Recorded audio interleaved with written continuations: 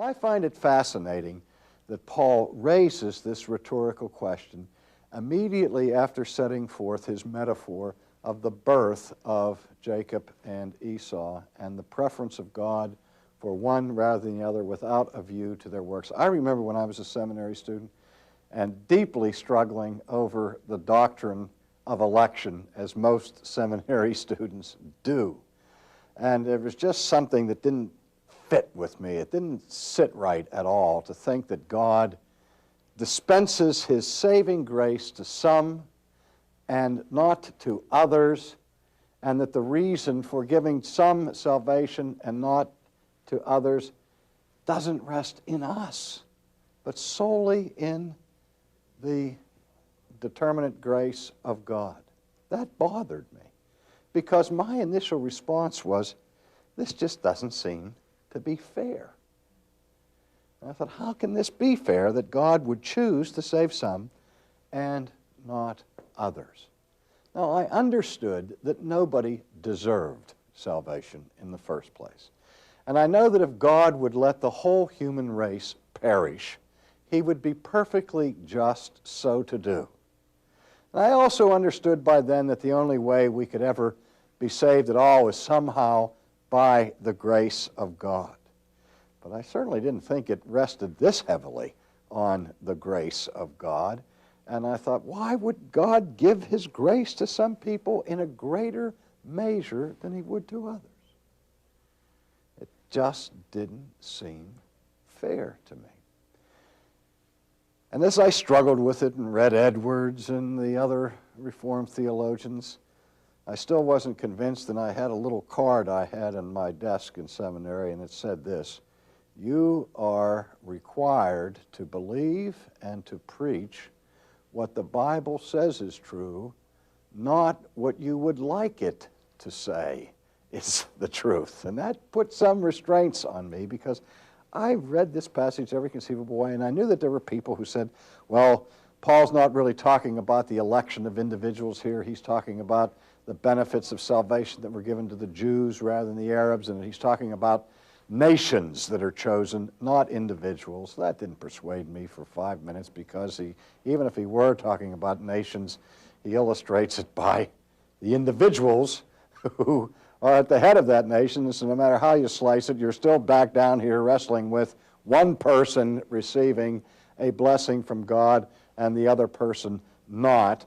And it's based ultimately on the good pleasure of God himself, and it still seemed not right.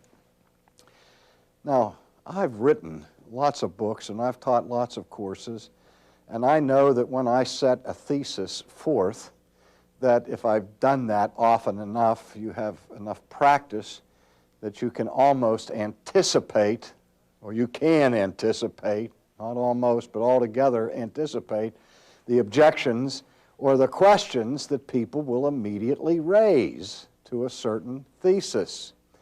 And at this point, at least, one of the few points I can identify with the Apostle Paul as a teacher is here, because the Apostle, when he was setting forth this doctrine, anticipated a response or a question.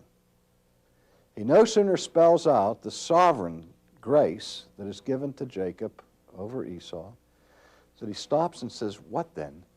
Is there unrighteousness in God? And one of the things that persuaded me that the Reformers had it right with respect to election was contemplating this very question. Because I thought like this, I thought, if Paul is trying to teach a semi-Pelagian or Arminian view of election, by which, in the final analysis, a person's election is based upon that person meeting some kind of condition, so that in the final analysis it's on you and what you have done, and this person hasn't done it, who would raise any objection about that's being unfair? Who would possibly raise an objection about that being involving an unrighteousness in God? That would seem manifestly fair.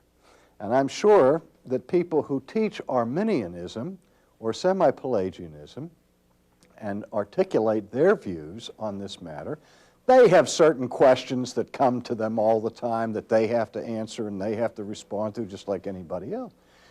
But I wonder how often people protest against their teaching by saying, that's not fair.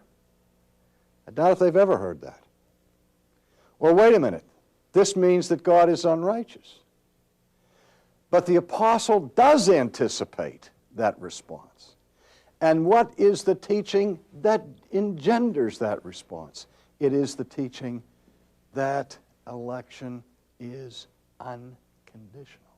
It's when you're teaching that election rests ultimately, exclusively on the sovereign will of God and not of the performance or actions of human beings that the protest arises. And so Paul anticipates the protest.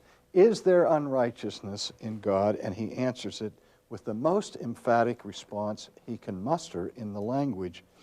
I prefer the translation, God forbid. Then he goes on to amplify this.